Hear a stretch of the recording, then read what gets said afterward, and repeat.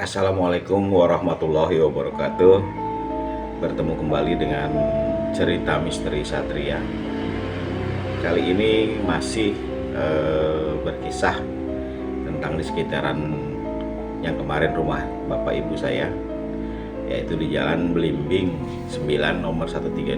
Nah, kali ini kita bergeser sedikit ke depan rumah mama. Artinya nggak jauh-jauh lah dari rumah yang kemarin saya ceritakan. Peristiwa ini terjadi kurang lebih tahun 90 atau 89. Itu pada saat itu adalah malam Natal tahun 89. Depan rumah kami itu kan ada jalan gang, namanya gang. Rumnas itu kan gang ya. Kemudian setiap malam Natal itu kan umat Nasrani dan Katolik kan pasti akan ke gereja pada tengah malam. Nah, itu kebetulan kami masih main gitar, masih nongkrong, masih ngobrol-ngobrol sama teman-teman. Nah, pada saat itu tiba-tiba ada rombongan lah, ada satu rombongan lewat ke depan rumah ibu bapak saya itu. Ada depan rumahnya itu ada Jalan Belimbing 7, yang di depannya itu ada rumah, salah satu rumah di pojokan itu ada pohon mangga, dan jalannya itu kan gelap gitu, di situ tidak dikasih lampu. Nah, begitu melintas orang pertama, ibu dan anak gitu, jalan biasa, jalan kemudian di depan rumah ibu tuh. Terus kemudian bapaknya itu seperti nengok ke atas gitu kan, kita bisa ngelihat cuek gitu, kayak ada yang nyiram pasir.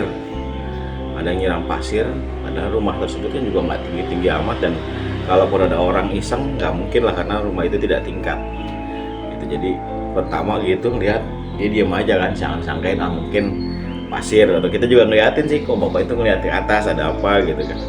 Kita tanya kan, begitu dia ngelintas di depan rumah kami itu, saya tanya, ada apa pak? Ada yang nyiram pasir, itu kurang ajar banget orang gitu. Nah, oke kan, sudah berlalu. Oh iya pak, mungkin ada tumpahan apa gitu kan, kita bilang begitu. Nah, udahlah, yang rombongan pertama jalan kan. Nah, rombongan kedua kebetulan juga beliau adalah almarhum dan orang Ambon, berdua suami istri.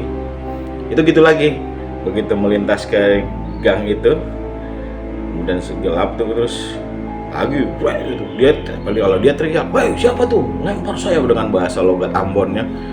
Iya, siapa yang lempar saya, berani-beraninya gitu kan. Tapi kan emang tidak ada apa-apa di atas, emang cuman ada genteng dan lain-lain, karena memang rumah itu tidak tingkat. Tapi kan kita juga lihat, iya pak, barusan ada lagi gitu kan. Nah, itu oke lah, kita sudah, saya pikir juga kejadian tersebut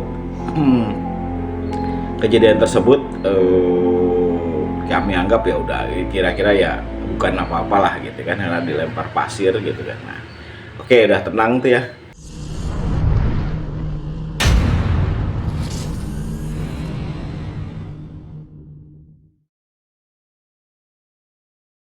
Di tahun berikutnya, di tahun 90, di Natal juga, malam Natal tahun 90, hal terserupa terjadi kembali, dan orangnya juga orang yang sama. Bahkan ada beberapa lagi rombongan yang berbeda, rombongan seperti itu lagi. Begitu melewat dilempar lagi pasir, bahkan ada yang kayak kerikil gitu kan. Pas bapak itu lagi sama, akhirnya berhenti tuh, mereka rombongan tuh berhenti, dia ngeliatin gitu kan, bapak dan keluarga itu ngeliatin, sepi banget, nggak ada apa-apa, diliatin ke atas juga nggak ada. Dan pada ngeliatin begitu, dilempar lagi rame-rame. Jadi kita kan karena memang deket dan kita sering nongkrong lah, tempat ibu bapak saya itu kan memang depan rumahnya itu suka nongkrong, pada duduk pada ngeliatin juga, pada lari juga ngeliatin, kok disiram.